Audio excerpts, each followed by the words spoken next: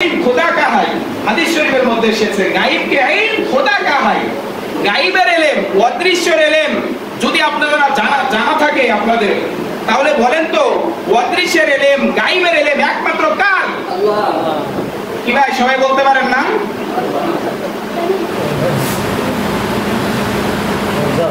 আমি যদি আমার আল্লাহর নামটা না নিতে পারি তাহলে কি করব এক জায়গায় দুই তিনজন মানুষ কথা শুরু হলে গীবত শিকায়েত কত কথা যদি কোনো মতে একটা মিছিলে যাওয়া যায় গলা পাটা ফেলি কিন্তু মাগার আল্লাহর নামটা মুখতে পারে না মিয়া আমি যদি শেষ নিঃশ্বাস আল্লাহ তাআলার নামে রাসূলের নামে নিতে চাই তাহলে আপনার আমার পৃথিবীর প্রত্যেকটা মুসলমানের উচিত প্রত্যেকটা সেকেন্ডে কাকে ডাকা আল্লাহকে ডাকা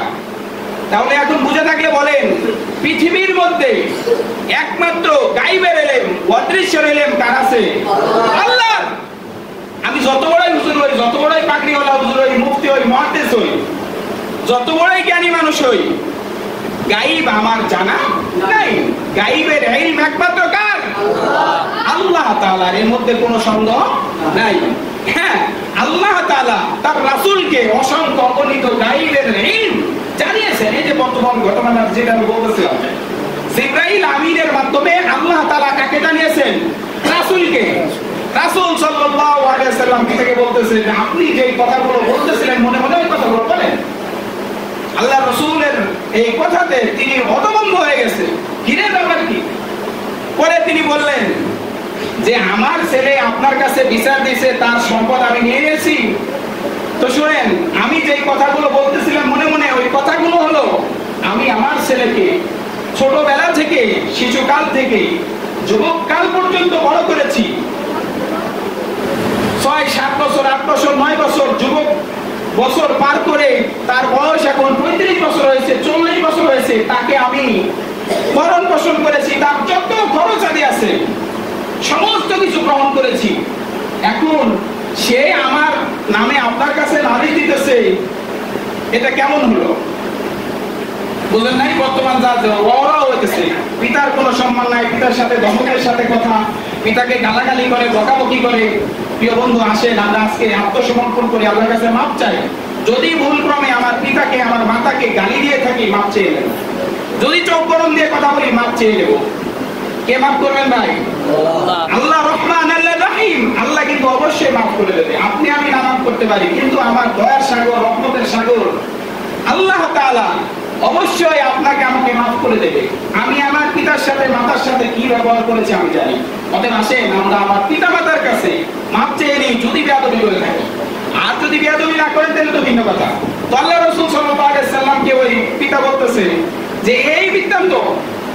পরে আল্লাহ রাসূল সাল্লাল্লাহু আলাইহি সাল্লাম বললেন আনতা মালুকা ওয়া আবিক মানে পিতাকে বলতেছে ফয়সালা করে দিতেছে আর কি মীমাংসা করে দিতেছে বলতেছে যে ছেলেও আপনার পিতাও আপনার সবই তো পিতারই নাকি কথাটা বুঝেন নাই সবকিছুই কার পিতার ছেলেও পিতার ওই সম্পদও পিতার তো আসলে আমাদের বুঝের ভুল বুঝতে পারি না এই সম্পদ এখন আছে 1 ঘন্টা পরে আধা ঘন্টা পরে নাও থাকতে পারে কি বলেন পারে কি না এখন আমি সুস্থ আছি ভালো আছি আমি যে আবার মাদ্রাসা পর্যন্ত যেতে পারবো এর মধ্যে কোনো গ্যারান্টি আছে নাই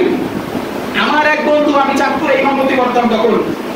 ফজরের নামাজ পড়ার পরে আমি জিজ্ঞাসা করলাম ভাই আপনার কি সমস্যা বলতেছে ভাই বাম পাশে হালকা ব্যথা সুস্থ মানুষ সর্বোচ্চ 28-29 বছর বয়সে একটা মাস্টার পরে আল্লাহর বান্দার বিকালে এই কথা শুনলাম সন্ধ্যার পরে শুনতেছি মারা গেছে আসলে বাস্তবিক মৃত্যুটা যে কার কখন হয়ে যাবে আমরা কিন্তু কেউ জানি না অনেক যুবক ভাইরা মনে করি যে দাড়ি কাটবো বুড়ে হওয়ার পরে নামাজ পড়া শুরু করবো বুড়ে হওয়ার পরে ইবাদত বন্দি শুরু করবো চুল দাড়ি পাকবে কখন এমন আবার ইবাদত বন্দি করা লাগে নাকি এটা ভাই আপনাকে শয়তানে ধোঁকা দিতেছে আপনি যে কোনো একজন মুরব্বির কাছে পরামর্শ করেন আপনার দাদার কাছে পরামর্শ করেন আপনার পিতার সাথে এই কথাটা শেয়ার করেন যে এই অবস্থা আপনার আমার জীবনের 1 মিনিটের গ্যারান্টি আছে গ্যারান্টি নাই কি বলেন ভাই গ্যারান্টি আছে নাই রে ভাই নাই গ্যারান্টি নাই আসেন আল্লাহ তাআলা আপনাকে আমাকে যেই নিয়তে যেই উদ্দেশ্যে যেই কাজের জন্য সৃষ্টি করেছেন সেই কাজ করি দেখা গেল আমি যদি এখন মারা যাই, আমার যদি আজকের ফজর নামাজটা না হয়, তাহলে আপনিই বলেন তো, তাহলে আমার অবস্থাটা কি হবে? বদকার ফেরেশতা আমার জান নিবে নাকি নেককার ফেরেশতা আমার জান নিবে? জান তো নিবেই। জান অবশ্যই কবজ করা হবে, সে যেই মানুষই হোক না কেন। তো আমি যদি আজকের ফজর নামাজটা না পড়ে যদি থাকি, তাহলে আমার যদি এখন জান কবজ করা হয়, তাহলে বলেন তো আমার নেককার ফেরেশতা আমার জান কবজ করবে নাকি বদকার ফেরেশতা? বদকার ফেরেশতা। আপনি আমি পৃথিবীর কোন মানুষ কি চাই যে আমার জান কবজটা বদকার ফেরেশতা করুক? চান নাকি আপনারা কেউ? যদি চান তা হাত উঠে দেখান, তাহলে বলবো ঠিক আছে আপনি নামাজ কালাম করে রাখবেন। মিয়া, মৃত্যুর যন্ত্রণা এমন একটি যন্ত্রণা, যে যন্ত্রণাটা আল্লাহ রাসূল সাল্লাল্লাহু আলাইহি ওয়াসাল্লামের তার জন্য কষ্ট হয়ে গেছে। মানে মৃত্যুর যন্ত্রণাটা সবারই আসবে, এটা খুবই যন্ত্রণাদায়ক এবং শাস্তিদায়ক, বেদনাদায়ক, খুবই কষ্টকর।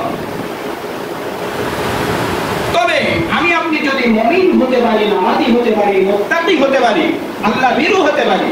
তাহলে বলা যাবে যে না, আল্লাহ তাআলা নেককার ফেরেশতার মাধ্যমে আমার জানটা কবজ করবে, আমার মৃত্যুটা ভালো হবে, ঈমানের সাথে হবে। আপনি আমি পৃথিবীর সবাই কিন্তু ঈমানের সাথে মৃত্যু চাই, কি বলেন? চাই কি না? নাকি এটা চাই যে কুত্তার মতো আমার মৃত্যু হোক?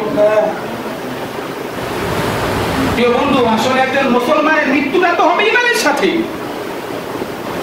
একজন মুসলমান যে মুত্তাকি বান্দা, যে নামাজি বান্দা, যে তার তো মৃত্যুটা হবে অবশ্যই ঈমানের সাথে। তো এখন যদি আমি নামের মুসলমান হই, কামের মুসলমান যদি না হই, তাহলে কি লাভ হবে? কোনো লাভ হবে না। বদকার ফেরেশতায় আমার জান কবজ করবে আর আমার অবস্থা খুব ভয়ানক হবে। এই জন্য আসে আমরা সবাই আল্লাহ তাআলার হুকুম মেনে চলি এবং পিতামাতার কথা শুনি। একজন পিতামাতা কখনোই চায় না যে আমার ছেলেটা খারাপ হোক, আমার ছেলেটা নষ্ট হয়ে যাক। কোনো পিতামাতাই চায় না আমার ছেলেটা নামাজি হোক, এটা চাই প্রত্যেক পিতামাতাই। কিন্তু আমরা পিতামাতার কথা শুনি না, পিতামাতার কথা মানি না। আসেন আমরা সবাই আল্লাহ তাআলার হুকুম মেনে চলি। আল্লাহ তাআলাই হুকুম দিয়েছে তার পিতামাতার কথা শুনতে, সম্মান করতে, এই কথাটা আমরা মানি। আল্লাহ তাআলা আমাদের সবাইকে আল্লাহ তাআলার প্রত্যেকটা হুকুম মেনে আল্লাহ তাআলাকে সন্তুষ্ট করে, রাসূলকে সন্তুষ্ট করে, পিতামাতার নেক দোয়া অর্জন করে পরপারে বাড়ি জমানোর তৌফিক দান করে বলে আমিন। ওয়া আখিরু দাওয়ানা আলহামদুলিল্লাহি রাব্বিল আলামিন। আসসালামু আলাইকুম ওয়া রাহমাতুল্লাহ।